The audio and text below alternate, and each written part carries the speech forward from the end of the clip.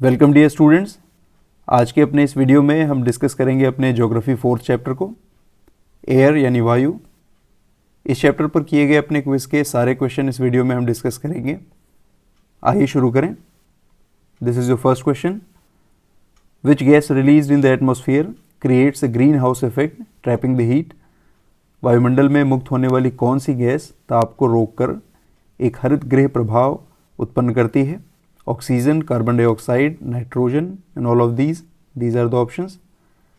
बच्चों, इस चैप्टर की शुरुआत में ही हमें ग्रीन हाउस इफेक्ट और ग्लोबल वार्मिंग के बारे में बॉक्स में इंफॉर्मेशन मिलती है। ये जो बनाया हुआ साइड का बॉक्स है ये आपकी टेक्स्ट बुक से लिया गया है। कार्बन डाइऑक्साइड एक इम्पॉर्टेंट गैस है हमारे एटमॉस्फेयर की, और इसके बारे में ये वर्णन मिलता है कि ये एटमॉस्फेयर में ग्रीन हाउस इफेक्ट क्रिएट करती है और ताप को रोकती है और हमारे वायुमंडल को गर्म रखती है। और इस इफेक्ट को यानी इस टेम्परेचर के ट्रैप करने को हम ग्रीन हाउस इफेक्ट कहते हैं, हरित गृह प्रभाव कहते हैं। ये किस प्रकार काम करता है बगल के डायग्राम से हम देखना शुरू करें। सन से मिलने वाली जो रेडिएशन है, सन से मिलने वाली जो एनर्जी है हमारी सरफेस पर, वो शॉर्ट वेव्स के रूप में यानी लघु तरंगों के रूप में हमारी धरती तक आती है और हमारी पृथ्वी पर तापमान का वितरण करती है।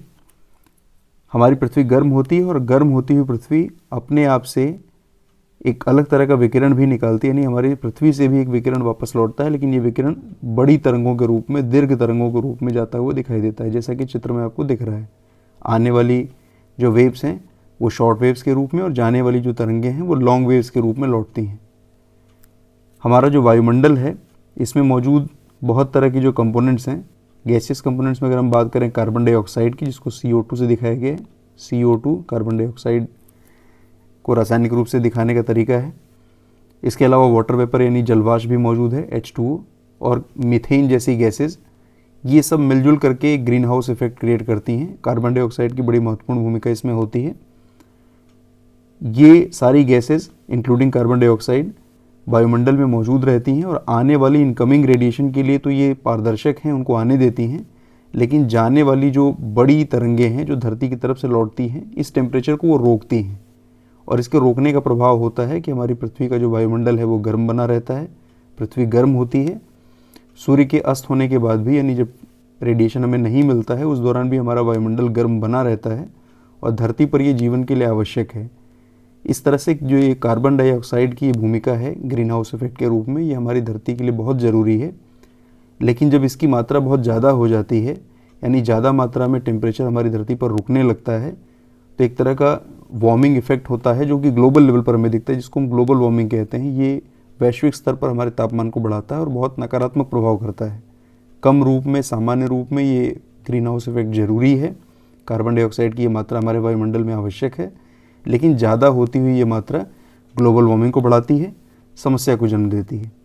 अपने क्वेश्चन पर वापस आते हैं। वायुमंडल में मुक्त होने वाली गैस के बारे में पूछा गया था जो ग्रीन हाउस इफेक्ट ले आती है।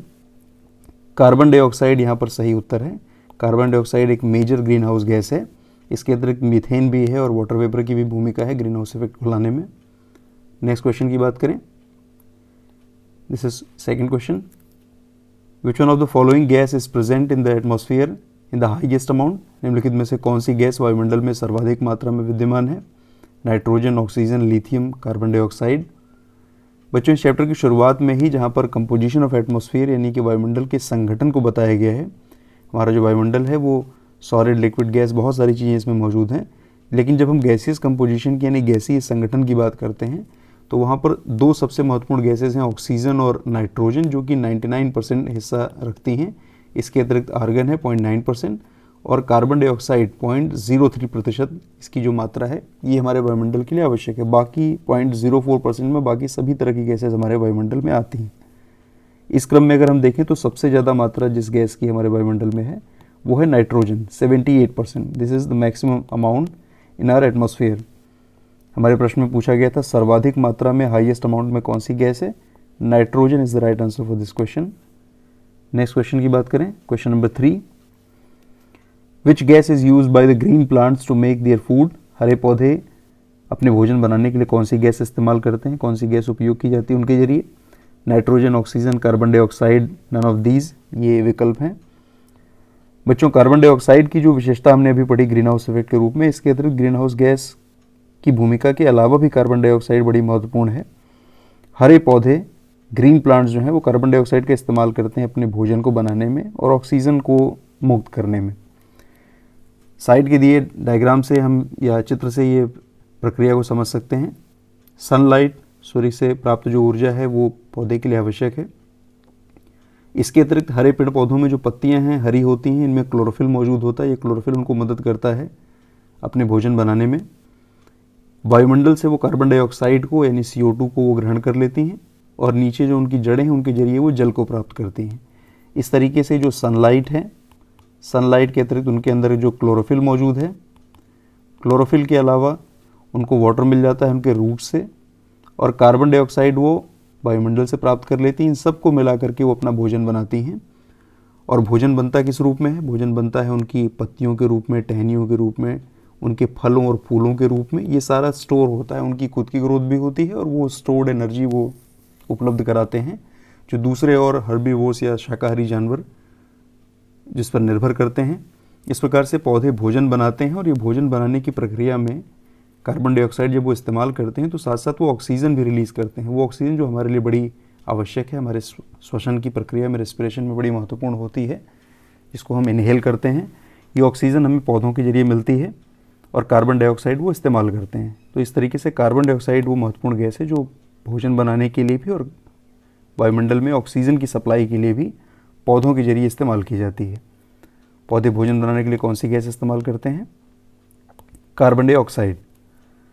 नेक्स्ट क्वेश्चन बात करें, question number 4, what is the average height of troposphere? क्षोभ मंडल की औसत ऊंचाई क्या है? बच्चों, हमने अपने इस चैप्टर में एटमॉस्फेयर की जनरल स्ट्रक्चर को भी पढ़ा है। यानी सामान्य रूप से अगर अपनी संरचना देखें वायुमंडल की तो इसमें 5 परतें पाई जाती हैं, 5 प्रमुख लेयर्स हैं, 5 मेजर लेयर्स। पहली जो है वो ट्रोपोस्फियर है, सेकंड को स्ट्रेटोस्फियर कहा जाता है, थर्ड मेसोस्फियर, फोर्थ थर्मोस्फियर और सबसे बाहर की जो परत है उसको एक्सोस्फियर या बहिर्मंडल कहा जाता है। क्षोभ मंडल की परत जो कि एवरेज रूप से 8 to 17 किलोमीटर की हाइट रखती है, यानी पोलर एरियाज़ में इसकी हाइट बहुत कम होती है, 8 किलोमीटर तक हो जाती है, और इक्वेटोरियल रीजन में वो 17 किलोमीटर की हाइट तक रखती है। लेकिन यहाँ पर प्रश्न एवरेज हाइट के बारे में पूछा गया है, तो average height of troposphere is 13 kilometre, 13 kilometre की ऊंचाई होती है औसत रूप से इस ट्रोपोस्फियर की। ये परत हमारे लिए, हमारे मौसम संबंधी घटनाओं के लिए सबसे महत्वपूर्ण है। प्रश्न में वापस आते हैं। ट्रोपोस्फियर की हाइट पूछी गई थी, 13 kilometre is the average height for troposphere. Fifth question की बात करें, विच one of the following gases protect us from harmful ultraviolet rays? निम्नलिखित में से कौन सी गैस हमें हानिकारक पराबैंगनी किरणों से बचाती है? Carbon dioxide, ozone, oxygen, nitrogen, इन सब में कौन सी है? बच्चों, अभी हमने ट्रोपोस्फियर की बात की और किस तरीके से मौसम संबंधी घटनाओं के लिए हमारे लिए महत्वपूर्ण है ये हमने जाना। इसके बाद जो सेकेंड लेयर आती है स्ट्रेटोस्फियर की, इस स्ट्रेटोस्फियर या समताप मंडल में 25 से लेकर 35 किलोमीटर की जो हाइट है, इस हाइट के ऊपर एक गैस यहाँ पर पाई जाती है जिसको ओजोन कहा जाता है। O3 से हम दिखाते हैं इसको, यहाँ पर टेक्स्ट में भी लिखा गया है। स्ट्रेटोस्फियर के जो मेजर फीचर्स हैं उनमें से ये एक लेयर पाई जाती है जिसको ओजोन लेयर कहा जाता है। ओजोन गैस यहाँ बड़ी मात्रा में है और ये मदद करती है, सन से आने वाली जो विकिरण हमें मिलता है, जो एनर्जी मिलती है, उसमें अल्ट्रावायलेट रेज भी होती हैं, पराबैंगनी किरणें होती हैं जो हानिकारक हैं अगर वो हमारी धरती पर आएँ। लेकिन ये जो ओजोन लेयर यहाँ पर स्ट्रेटोस्फियर में मौजूद है, ये इस अल्ट्रावायलेट रेज को आने से रोकती है और इसकी वजह से हमारी पृथ्वी पर जीवन को, हमारी पृथ्वी को कोई नुकसान नहीं होता, हम इसके नुकसान से बच जाते हैं। बच्चों, आपको याद होगा 16 सितंबर को, 16 सितंबर को मैंने वर्ल्ड ओजोन डे पर आपको एक टास्क दिया था, एक काम दिया था करने के लिए। आपने ड्राइंग बनाई थी ओजोन डिप्लीशन पर, ओजोन डे के ऊपर। ये आप में से ही किसी बच्चे की बनाई हुई ड्राइंग है जो मैंने अपनी इस वीडियो में शामिल की है। इसमें हम देख सकते हैं कि ओजोन की जो ये छतरी है, ये हमें सूर्य की इन हानिकारक किरणों से बचाती है। ये अल्ट्रावायलेट रेज वापस लौट जाती हैं, लेकिन जैसे ही हमारी इस छतरी में या ओजोन लेयर में छिद्र हो जाता है, छेद हो जाता है, ओजोन होल हो जाता है, ये रेज हमारी धरती तक आने लगती है और हमारी धरती को नुकसान होता है इससे। इस बारे में अवेयरनेस लाने के लिए ही, इस बारे में जागरूकता लाने के लिए ही वर्ल्ड ओजोन डे मनाया जाता है, जिस पर आपने ये महत्वपूर्ण टास्क कंप्लीट किया था। हम वापस आ जाएं ओजोन लेयर के बारे में। ओजोन लेयर हमें बचाती है अल्ट्रावायलेट रेज से, जो कि हमारे लिए हानिकारक हैं। हार्मफुल अल्ट्रावायलेट रेज से बचाने वाली जो गैस है वो है ozone. This is the right answer for this question. Next question में चलें, question number 6। Which element of weather is measured in degree Celsius? मौसम के कौन से तत्व को डिग्री सेल्सियस में मापा जाता है? Temperature, air pressure, gravity and wind. बच्चों, हमारे इस चैप्टर में वेदर एंड क्लाइमेट को डिफाइन किया गया और वहीं पर वेदर या क्लाइमेट के एलिमेंट्स की बात की गई, जिनमें temperature, atmospheric pressure, rainfall, humidity, wind velocity, ये सारी चीज़ें शामिल की जाती हैं। उसमें तापमान एक महत्वपूर्ण पहलू है। तापमान जो कि थर्मोमीटर से मेज़र किया जाता है और इसकी यूनिट सामान्य रूप से डिग्री सेल्सियस होती है। 0 डिग्री सेल्सियस, 100 डिग्री सेल्सियस, आप तापमान को, टेम्परेचर को डिग्री सेल्सियस में दिखाते हैं, इसकी एक यूनिट है ये। यहाँ पर यही पूछा गया है कि डिग्री सेल्सियस किसकी यूनिट है? This is unit of temperature. Question number 7 की बात करें, this is question number 7। Which type of rainfall is showing in the given picture? नीचे दिए गए चित्र में किस तरह की वर्षा को दिखाया गया है? Orographic rainfall, cyclonic rainfall, cool rainfall और कन्वेक्शनल रेनफॉल, ये विकल्प हैं। बच्चों, हमारे इस चैप्टर में रेनफॉल की टाइप्स बताई गई हैं कि there are 3 types of rainfall, convectional rain, orographic rain and cyclonic rain. ये तीनों के डायग्राम हैं जो आपके टेक्स्ट बुक से लिए गए हैं फिगर 4.5 से। इसमें जो दिया गया चित्र है, ये पहला वाला चित्र है ए, और ये साइक्लोनिक रेनफॉल को दिखाता है। साइक्लोनिक रेनफॉल की प्रक्रिया को समझते हैं इस बगल के दिए गए दूसरे डायग्राम के जरिए। इसमें सामान्य रूप से एक तरफ से जो ठंडी हवा है वो आती है और दूसरी तरफ से गर्म हवा आती है। ये दोनों हवाएं आपस में क्योंकि विपरीत दिशाओं से भी आती हैं और विपरीत स्वभाव की भी, इनका जो टेम्परेचर की वजह से इनकी कैरेक्टर है वो अलग अलग तरह की है। इसमें जो वार्म एयर है, जो गर्म हवा है, वो ठंडी हवा की तुलना में वो हल्की होती है, उसका वॉल्यूम ज़्यादा होता है, वो हल्की होती है, इस वजह से वो ऊपर की तरफ जगह लेती है, और ठंडी हवा भारी होने की वजह से नीचे की तरफ बैठती है। इस तरीके से एक तरह का सर्कुलर मोशन शुरू हो जाता है और हवा, ठंडी हवा के जरिए गर्म हवा क्योंकि ऊपर उठाई जाती है तो बादल बनने लगते हैं। बादलों के बनने के बाद ये प्रक्रिया क्योंकि बंद नहीं होती, इसलिए इसके बाद बारिश होना भी शुरू हो जाती है। और क्योंकि यहाँ पर हवा सर्कुलर मोशन में है, एक चक्रीय रूप में है, इसलिए चक्रवात का निर्माण करती है, बारिश कराती है, और इस प्रकार की बारिश को हम साइक्लोनिक रेन या चक्रवाती वर्षा कहते हैं। ये जो दिया गया डायग्राम था ये साइक्लोनिक रेन का है। साइक्लोनिक रेनफॉल का एग्जाम्पल ये दिया गया है। सही उत्तर इस प्रश्न के लिए साइक्लोनिक रेनफॉल है। अब बढ़ते हैं 8th क्वेश्चन की तरफ। This is your 8th question.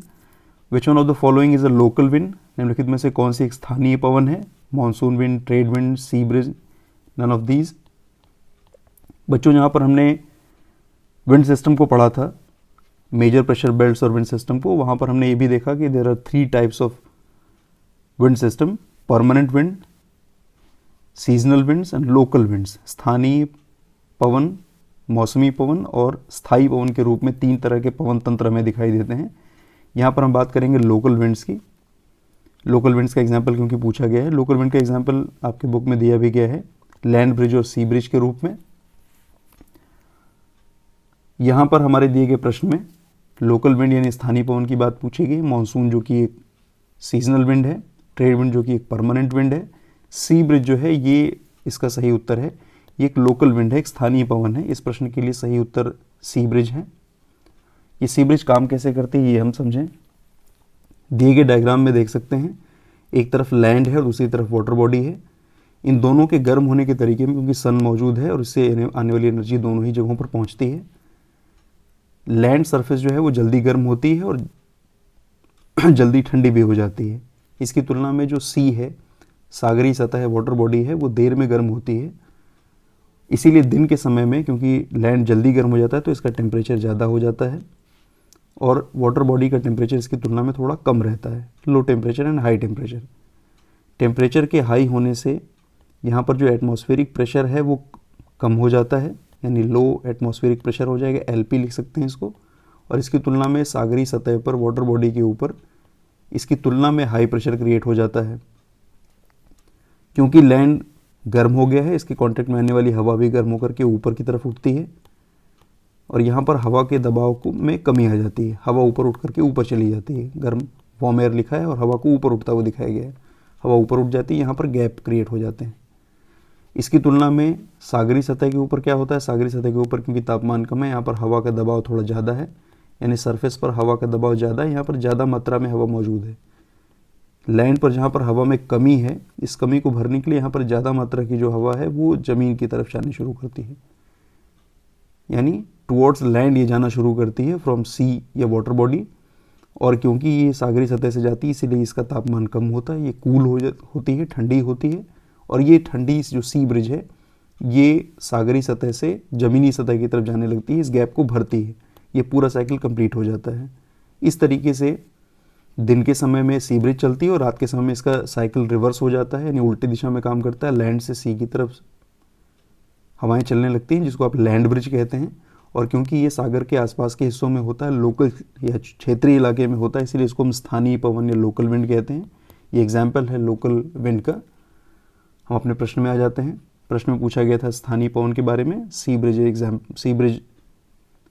N example, sea breeze is example of local wind, sea and land breeze both.